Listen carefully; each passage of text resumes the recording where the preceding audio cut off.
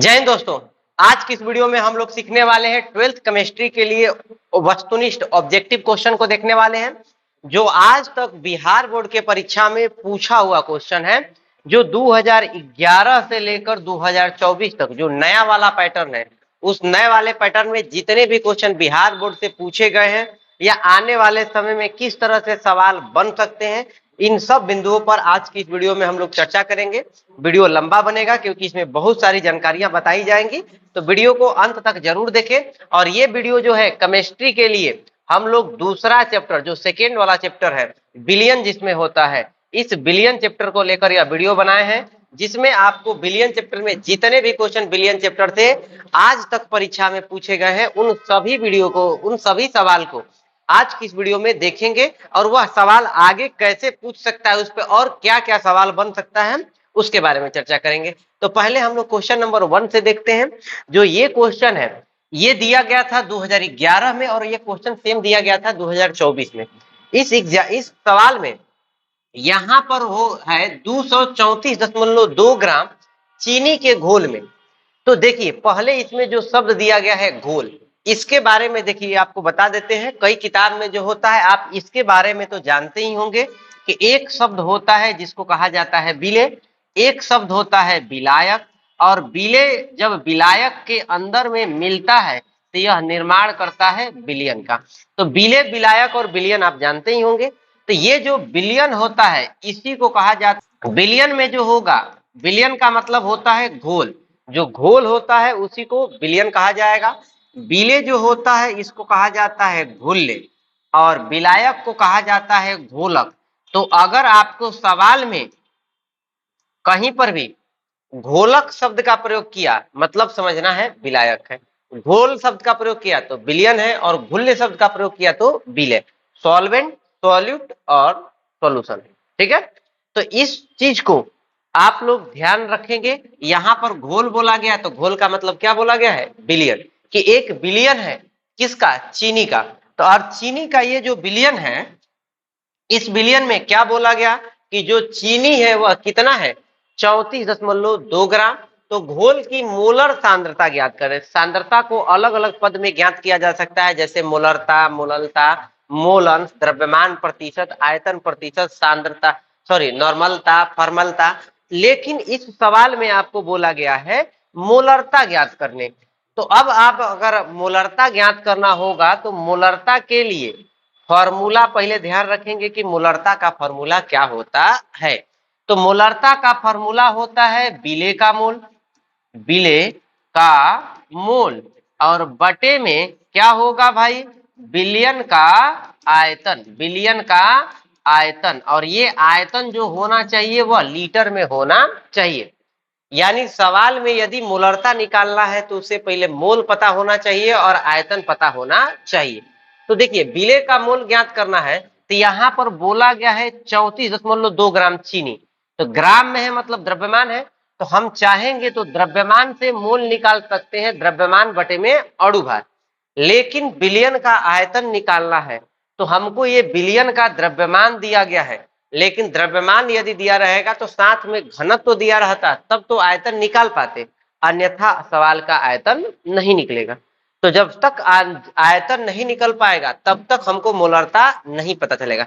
सवाल में यदि मोललता पूछता तब तो बन जाता, लेकिन सवाल में मोललता की जगह पर मोलरता बोला गया था, ठीक है। इसीलिए यह सवाल इनकम्प्लीट है, अधूरा सवाल है, अभी पूरा है नहीं, ठीक है। अगला सवाल देखते हैं। जो ये सवाल है कि किसी विलयन की सांद्रता को व्यक्त करने के लिए, अगर हम सांद्रता में व्यक्त करते हैं, सांद्रता ज्ञात करते हैं, तो कौन सी सांद्रता ताप पर निर्भर नहीं करती है। आपको बताना है कि कौन सी सांद्रता ताप पर निर्भर नहीं करती है। तो सांद्रता के बहुत सारे पद है जिसमें कुछ ताप पर निर्भर करेगा, कुछ ताप पर निर्भर नहीं करेगा।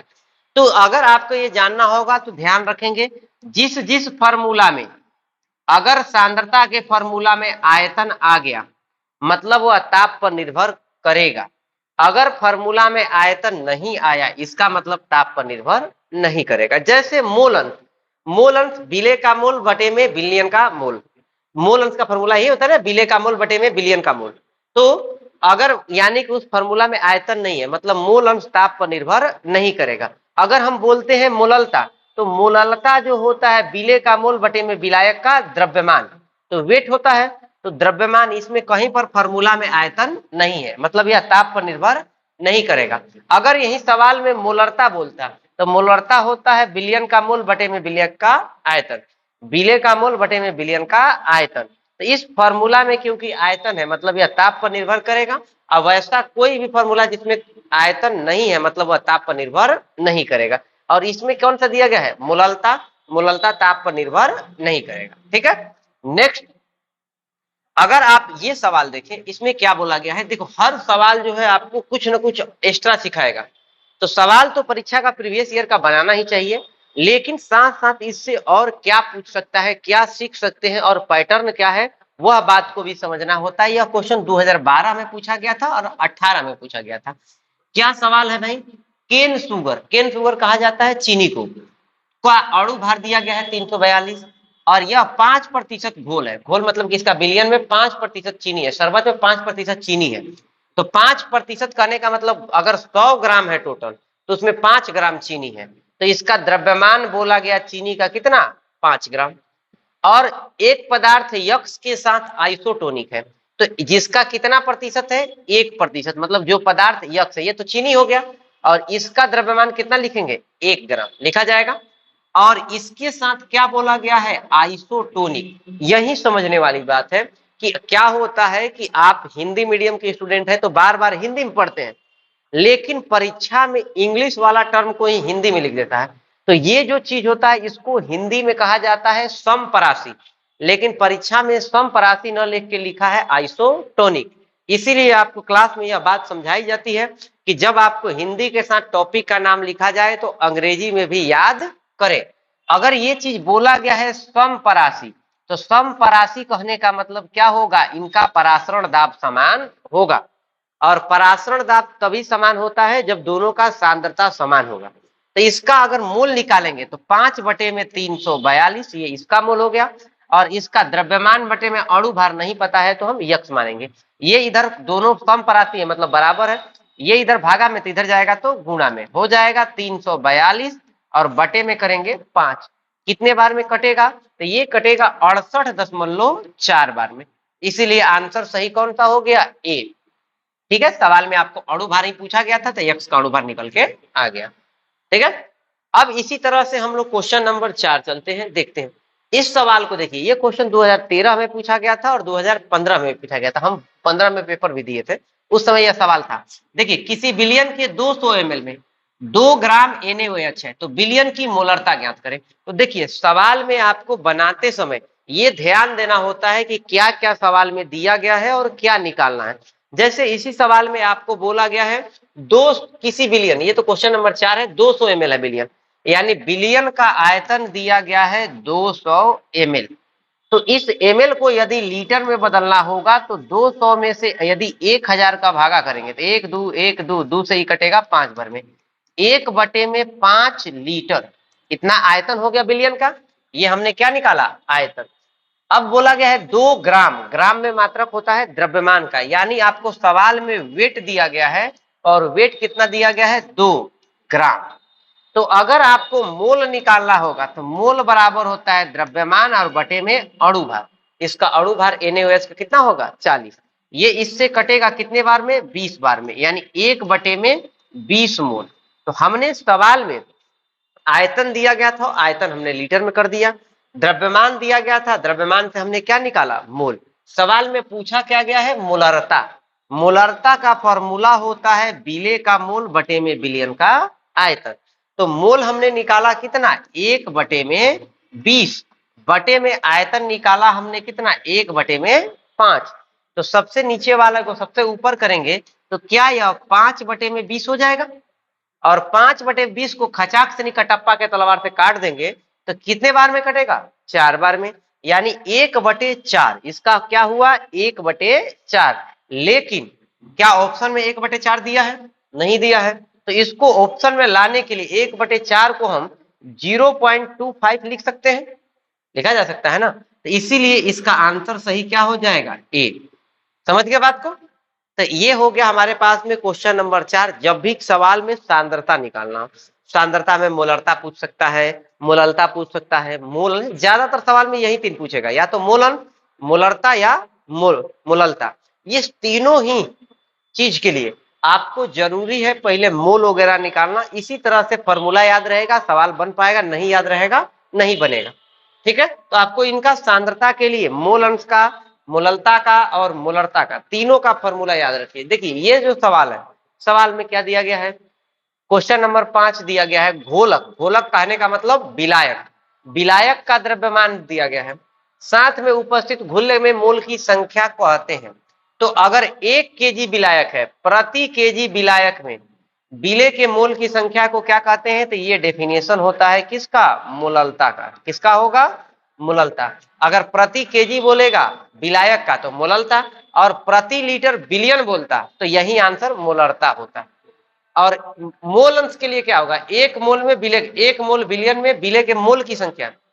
तो अगर मोल के हिसाब से देखेगा तो मोल अंश, अगर आयतन के हिसाब से देखेगा, बिलियन के आयतन के हिसाब से देखेगा तो मोलरता, और यही अगर द्रव्यमान के हिसाब से देखेगा तो इसको क्या कहा जाता है, मोललता कहा जाता है।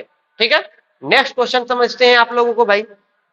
ये जो क्वेश्चन दिया गया है, क्वेश्चन नंबर 6 है कि 18 ग्राम ग्लूकोज है, यानी ग्लूकोज का द्रव्यमान दिया गया कि कितना है 18, और 1000 ग्राम, 1000 ग्राम घोलक, घोलक करने का मतलब विलायक में घोला गया, यानी विलायक का द्रव्यमान दिया गया है 1 केजी, और 1 केजी में जब इसको निकाल रहे हैं तो अगर विलायक का द्रव्यमान दिया रहेगा तो हम मोललता निकाल सकते हैं, और मोललता छोटा m से दर्शाते हैं, ये भी ध्यान रखेंगे।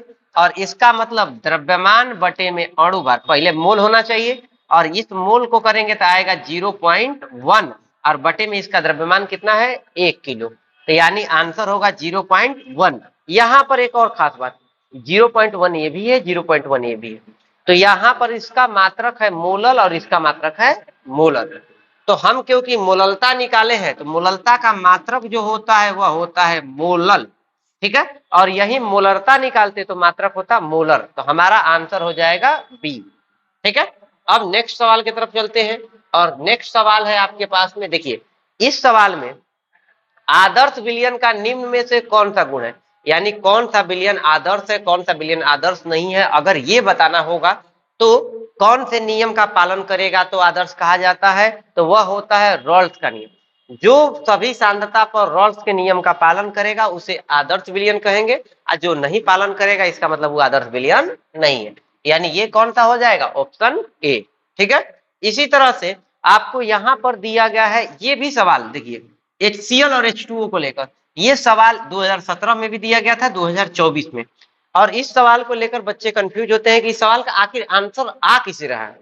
तो देखिए ये एक एक्सपेरिमेंटल वैल्यू होती है, स्थिर क्वाथी कहा किसको जाता है, 2 बिलियन को मिलाए और दोनों एक ही साथ उबलना चालू कर दिया, इसका मतलब जो बिलियन क्या है, स्थिर क्वाथी है। और स्थिर क्वाथी बिलियन में अगर हमारे पास में ज्ञात करना होगा कि कितना प्रतिशत कौन होगा, तो ये चीज एक्सपेरिमेंट के द्वारा ज्ञात करना पड़ेगा, नहीं तो आपको याद करना पड़ेगा। ये चीज हमारे पास में मिश्रण है HCl का और साथ में किसका है H2O, और स्थिर क्वाथी रहेगा तो ये याद रखना है कि 48% जल होता है और 52% पानी। जब इन दोनों को मिलाएंगे तो दोनों एक ही साथ उबलना चालू करेगा, और कितना डिग्री सेल्सियस के ताप पर, तो 108 डिग्री सेल्सियस के ताप पर। HCl और H2O का स्थिर क्वाथी विलयन का तापमान कितना डिग्री सेल्सियस होता है, 108। अभी परसेंटेज पूछा है, आने वाले समय में तापमान भी पूछ सकता है, और ये 2 बार पूछा है। इसके अलावा अगर ये न पूछ के आने वाले समय में HCl के जगह पर एक और पूछ सकता है HNO3, कि HNO3 और H2O का अगर मिश्रण है तो ये दोनों मिश्रण जो होगा कितना, इसका स्थिर क्वाथी के लिए सांद्रता कितना होगा, तो इसमें HNO3 जो होता है 68% होता है, और बचा हुआ जो होगा 32% वो जल, और दोनों कितना डिग्री सेल्सियस पर उबलता है, तो ये दोनों मिलेगा तो 120.6 या 8 डिग्री सेल्सियस पर उबलता है। ये इस ताप पर इसका स्थिर क्वाथी अगर HNO3 के साथ रहेगा तो 120, और अगर HCl के साथ रहेगा तो 108। ये जानकारी भी याद रखेंगे, आने वाले समय में पूछ सकता है, ये चीज भी पूछ सकता है, या HCl के जगह पर HNO3 का मिश्रण भी पूछ सकता है। तो इसके लिए कितना परसेंट? 68%। ठीक है, अब नेक्स्ट सवाल देखते हैं। ये सवाल दिया गया है कि वैसा घोल जो एक निश्चित ताप पर संयोजन के बिना किसी प्रकार के परिवर्तन के उबलता है। तो ऐसा विलयन जिसमें कोई प्रकार का परिवर्तन हो, जितना ताप पर पहले उबल रहा था उसी पर उबलता है, इसी को तो कहा जाता है एजियोट्रोपिक मिश्रण कहा जाता है, या स्थिर क्वाथी। अंग्रेजी में एजियोट्रोपिक और हिंदी में स्थिर क्वाथी मिश्रण कहा जाएगा। ठीक है, नेक्स्ट सवाल ये दिया गया है कि निम्नलिखित में कौन सा आदर्श घोल नहीं है, यानी आपको बताना है कि कौन इसमें आदर्श घोल है, नहीं है बताना है। तो आपको ये जानना पड़ेगा कि आदर्श क्या होता है। तो देखिए, दो पदार्थ को मिला है लेकिन दोनों के बीच में किसी प्रकार का कोई लगाव नहीं, इसका मतलब आदर्श है। लेकिन दोनों के बीच में खींचातानी होने लगा, या तो आकर्षण या तो प्रतिकर्षण, खींचेगा या ढकेलेगा, इसका मतलब कि वह आदर्श नहीं है। तो एक तरह की संरचना आदर्श होती है और अलग अलग तरह की संरचना होगी तो वह अनादर्श। जैसे देखिए, इस सवाल को बनाना कैसे है, रटना नहीं है, बनाना है। कैसे बनाएंगे? ये बेंजीन और किसके बारे में बोला है? टोल्यूइन। तो अगर बेंजीन बनाया जाएगा तो बेंजीन ऐसे बनता है और टोल्यूइन जो होगा ऐसे बनेगा। यहां पर है CH3 और यहां पर क्या होता है? H। और दोनों को जब मिलाएंगे तो दोनों की संरचना एक जैसी है, और जो अलग है हाइड्रोजन और CH3, इनके बीच में कोई आकर्षण प्रतिकर्षण नहीं है। तो संरचना एक जैसी मतलब आदर्श, यानी बेंजीन और टोल्यूइन का जो मिश्रण होगा वह कैसा विलयन होगा? आदर्श विलयन। ठीक है, अगर हम इसमें कहें मिथाइल अल्कोहल और इथाइल अल्कोहल, तो अगर मिथाइल अल्कोहल की संरचना बनाएंगे तो मेथ का मतलब CH3 एक कार्बन रहेगा और अल्कोहल माने OH, और इथाइल अल्कोहल रहेगा तो CH3 CH2 OH। इसको कहेंगे इथाइल अल्कोहल, इसको कहेंगे मिथाइल।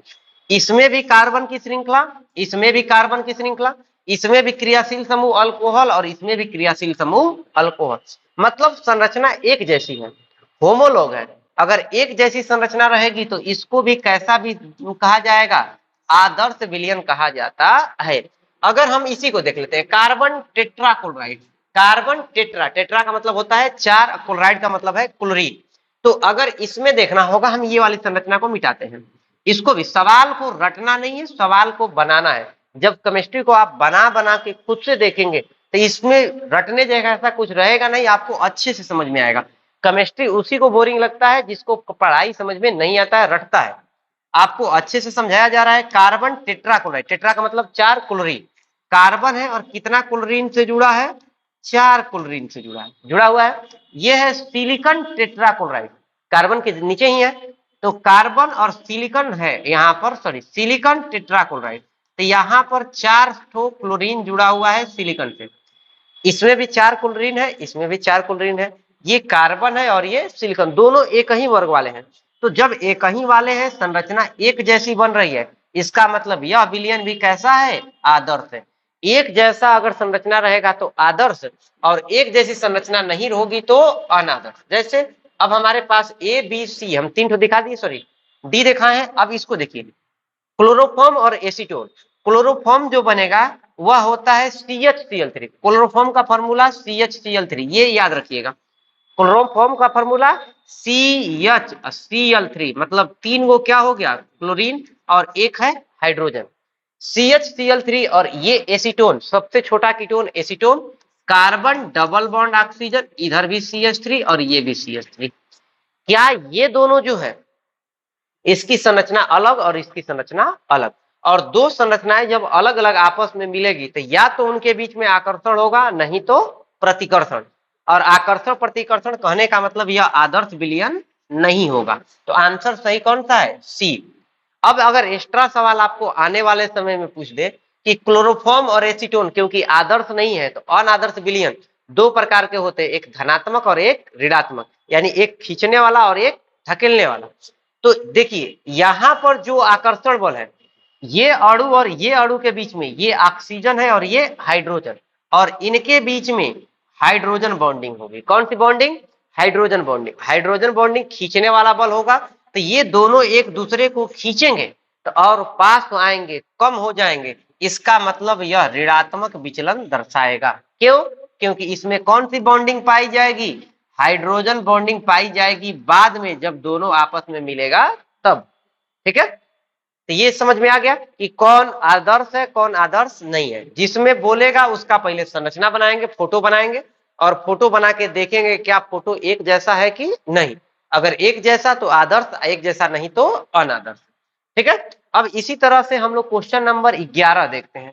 11 नंबर क्वेश्चन में बोला गया है निम्नलिखित में से कौन रॉल्स के नियम पे, देखिए धनात्मक विचलन पूछ दिया, तो धनात्मक विचलन में आकर्षण होगा कि प्रतिकर्षण। तो पहले देखिए ये सवाल C6H6 क्या ये बेंजीन होता है? एकदम होता है भाई। और ये C6H5, तो ये भी आपको बताया गया है कि जब कार्बन की संख्या 6 हो, हाइड्रोजन की संख्या 6 से कम हो तो बेंजीन बनाइए। और इसको जोड़ना है CH3 से, तो जब CH3 से जोड़ेंगे तो क्या ये बेंजीन और ये टॉल्यूइन हो गया। और ये आदर्श विलयन होते हैं, आदर्श विलयन तो धनात्मक बातें नहीं होगा। बेंजीन और CCl4 है, ये है CHCl3 क्लोरोफॉर्म है, एथेनॉल है। ये है CHCl3 यानी क्लोरोफॉर्म का किसके साथ है? एथेनोइक अम्ल के साथ। तो आपको इसमें बताना है कि कौन धनात्मक विचलन दर्शाएगा और कौन ऋणात्मक। तो अगर इसको बनाएंगे तो हमारे पास बनेगा क्या भाई? ये बेंजीन बनेगा। ये बनेगा क्या? CCl देखिए ये भी अध्रुवीय होता है और ये भी अध्रुवीय, तो दोनों लगभग एक जैसा होते हैं। और क्योंकि दोनों अध्रुवीय हैं तो दोनों के बीच में कोई आकर्षण प्रतिकर्षण नहीं होगा, तो ये भी लगभग आदर्श विलयन होते हैं। और हमको देखना क्या था? धनात्मक। धनात्मक मतलब दोनों एक दूसरे को दूर ढकेले। इसमें देखिए CHCl3 और C2H5OH, तो देखिए CHCl3 ये है हमारे पास में क्लोरोफॉर्म, और एथेनॉल, एथेनॉल है कार CH2CH3OH, CH3CH2OH, ये है हमारे पास में एथेनॉल।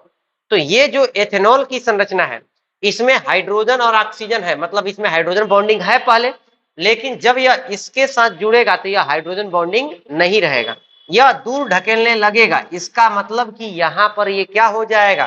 धनात्मक विचलन को दर्शाता है। आंसर सही कौन सा हो जाएगा? सी। ठीक है, नेक्स्ट क्वेश्चन की तरफ चलते हैं। तो हमारे पास में नेक्स्ट क्वेश्चन है 0.0 मोलर ग्लूकोज विलयन की तुलना में 0.0 मोल MgCl2 के विलयन में हिमांक का अनुमान बताना है कि कौन सा हिमांक कितना ज्यादा होगा कम होगा। तो देखिए हिमांक का अनुमान एक प्रकार का अणु संघ गुणधर्म है, और क्योंकि अणु संख्या मतलब अणुओं की संख्या पर निर्भर करेगा, और अणु की संख्या पर अगर निर्भर कर रहा है तो ग्लूकोज क्योंकि कार्बनिक यौगिक है C6H12O6, तो यह अणु की संख्या कभी भी टूटेगा नहीं।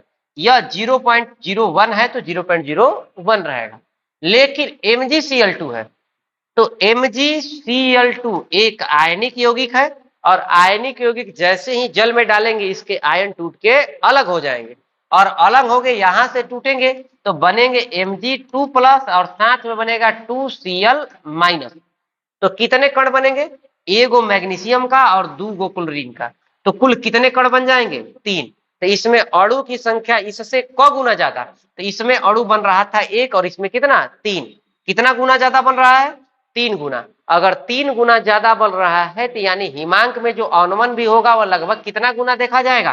3 गुना देखा जाएगा। ये निर्भर करता है कि कितना संख्या में टूट रहा है। ऐसे सवाल हर साल आते हैं, कभी पूछ देगा किसका हिमांक ज्यादा है, किसका क्वथनांक ज्यादा है, कुछ भी पूछेगा, आपको देखना है कि कौन सा कितना आयन तोड़ रहा है। ठीक है, इसी तरह से इस सवाल में देखिए बोला गया है कि निम्न में कौन अणु संघ गुणधर्म होते हैं? अणु संघ गुणधर्म 4 होते हैं, जिसमें पहला होता है क्वथनांक का वाष्प दाब का अवनमन, क्वथनांक का उन्नयन, हिमांक का अवनमन और साथ में परासरण दाब। आंसर सही कौन सा हो जाएगा? डी। ठीक है, इसके बाद ये सवाल पूछा गया था कि CaNO3 का होल ट्वाइस में 1/2 गुणांक क्या होगा, कि 1/2 गुणांक बताना है। और ये कैसे बनेगा? रटना नहीं है, सीखना है। CaNO3 का होल ट्वाइस है, तो इसमें 1/2 गुणांक कहने का मतलब इसको इसके आयन में तोड़िए और आयन की संख्या बताइए।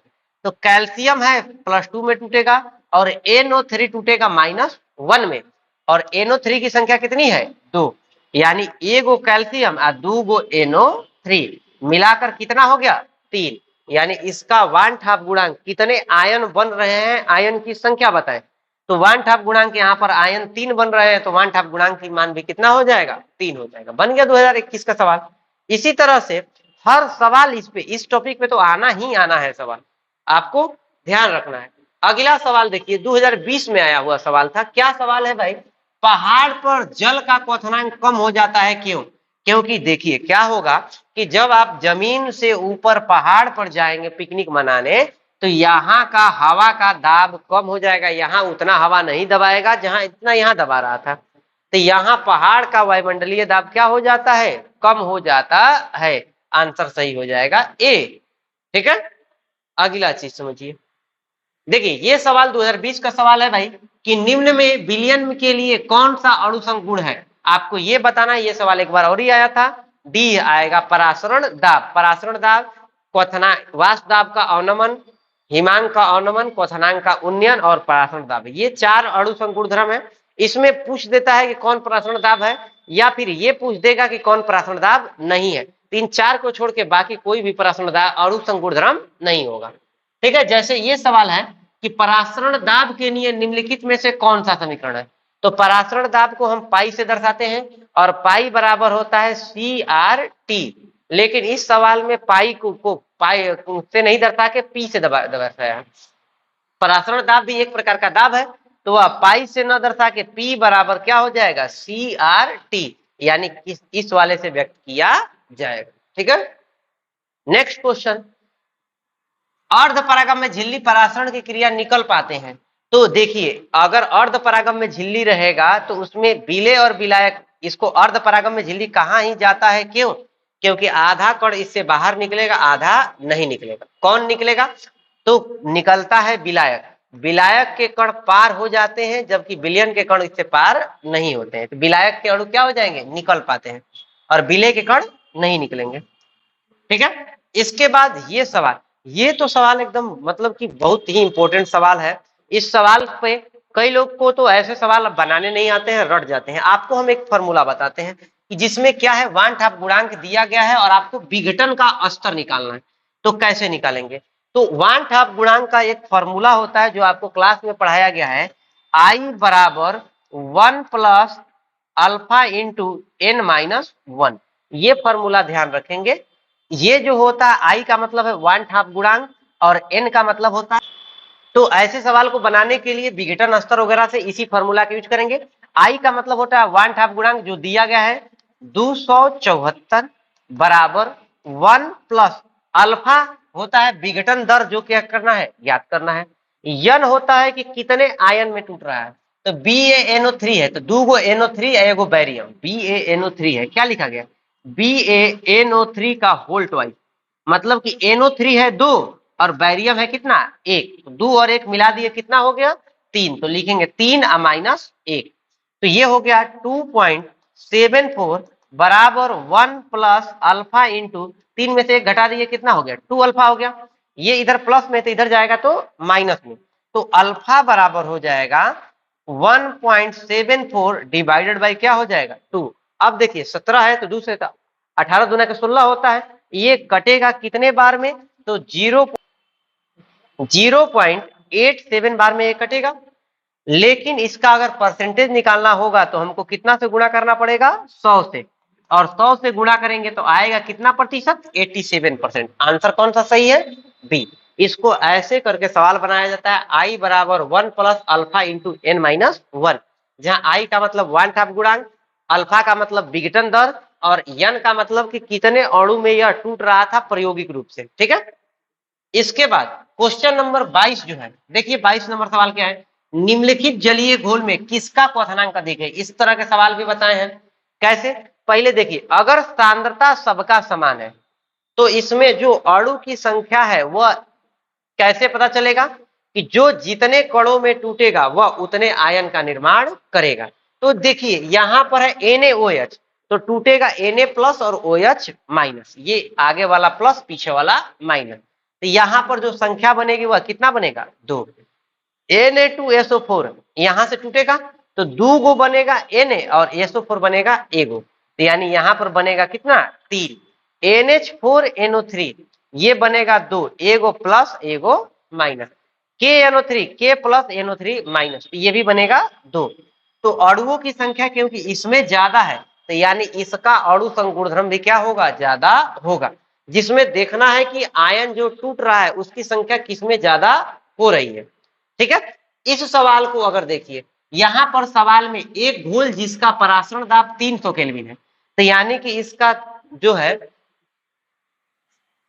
300 केल्विन पर 0.821 वायुमंडल है, यानी कि इसका परासरण दाब पाई बराबर दिया गया है 0.821। कितना पर, तो 300 केल्विन पर। तापमान यानी कि बोला गया है, केल्विन किसका मात्रक होता है, तापमान का, तो 300 केल्विन। तो इस घोल की सांद्रता बताना है यानी सी बताना है। तो परासरण दाब दिया है तो फॉर्मूला क्या यूज होगा, पाई बराबर CRT।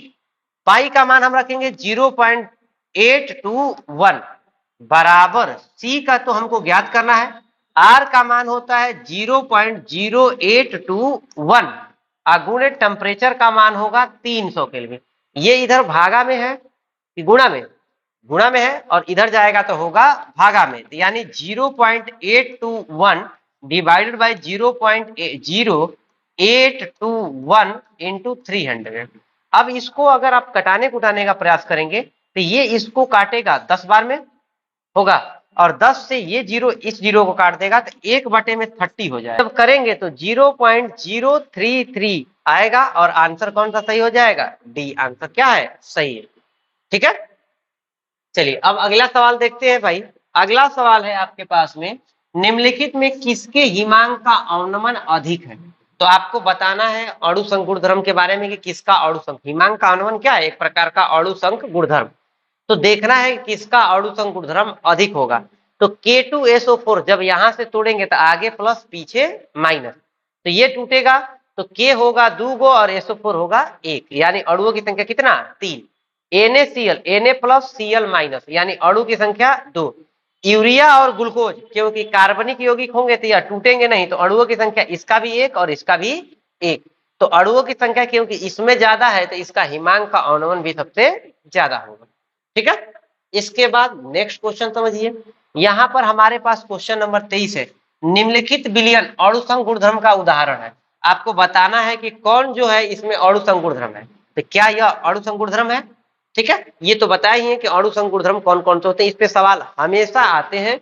देखिए आप देखिए कितने सारे सवाल इस पे आ रहे हैं। निम्नलिखित में से किसका क्वथनांक सबसे अधिक होगा, आपको क्वथनांक बताना है कि किसका क्वथनांक सबसे अधिक होगा। तो जिसमें अणुओं की संख्या ज्यादा होगी उसके क्वथनांक का क्या होगा, उन्नयन होगा। उन्नयन माने बढ़ना। तो इसमें अणुओं की संख्या, ग्लूकोज कार्बनिक यौगिक है, एक वो बनेगा। सुक्रोज चीनी भी कार्बनिक यौगिक है, इसके अणु में नहीं टूटेंगे, एक होंगे। यूरिया भी कार्बनिक यौगिक है, नहीं टूटेगा, एक होगा। NaCl जो हो गए इसके अणु की संख्या कितनी हो जाएगी, 2। तो जब सांद्रता बराबर होता है तो अणु की संख्या देखते हैं इसका ज्यादा है, इसीलिए क्या होगा, इसका उन्नयन ज्यादा होगा या क्वथनांक भी इसका क्या होगा, अधिक होगा। नेक्स्ट सवाल की तरफ चलते हैं। समपरासी विलयन, ये तो परिभाषा से ही पता चल रहा है। समपरासी विलयन मतलब जिसका परासरण दाब क्या हो, समान हो। तो यानी कि अगर समपरासी विलयन में क्या बराबर होता है, परासरण दाब बराबर होता है, लेकिन ऑप्शन में नहीं दिया है परासरण दाब। तो क्या करेंगे, परासई विलयन कैसे कहेंगे कि दोनों का परासरण दाब बराबर है, एक विलयन है 1 एक विलयन है 2, तो दोनों का पाई 1 और पाई 2 क्या है, बराबर है। तो इसको क्या लिखा जाएगा, क्योंकि CR तो सेम रहता है, टेम्परेचर भी सेम रहेगा, तो C1 C2 RT लिखा जाएगा। RT कैंसिल आउट हो जाएगा तो C1 बराबर C2। कहने का मतलब परासरण दाब का दाब भी समान होता है और साथ में इसकी सांद्रता भी क्या होती है, समान होती है, इसीलिए क्या लिखेंगे, मोलर सांद्रता। ठीक है, तो आज की इस वीडियो में हम लोग जो है कुल विलयन के चैप्टर में जितने भी आज तक परीक्षा में सवाल आए हैं या आगे भविष्य में आने वाले रहेंगे, तो हर संभावित सवाल पे चर्चा किए हैं। अगर वीडियो पसंद आया होगा तो वीडियो को लाइक कर दीजिए। आगे किस टॉपिक का आप वीडियो चाहते हैं कमेंट करके बताइए, उस टॉपिक से वीडियो आपको बनाए जाएंगे।